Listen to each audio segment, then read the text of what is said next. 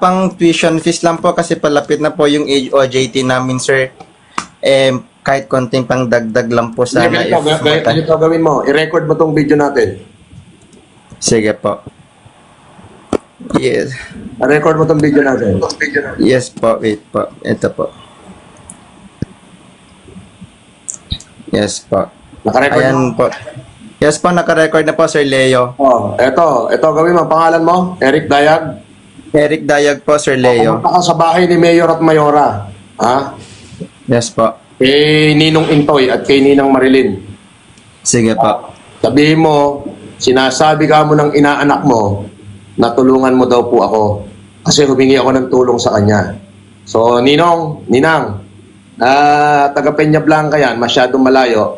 Baka pwedeng i-assist nyo yan si Eric Dayag, taga Lagom. Taga Lagom yan. Ay madalas dyan sila Ninang sa Lagom Nagpupunta rin ako dyan Yes po, sir. So, ayan. So, dumiretso ka doon sa bahay ni Mayora o kaya ni Mayor at pumunta ka, ipakita mo tong video na to. Ayan, ako nagsasalita. Naririnig niya yan.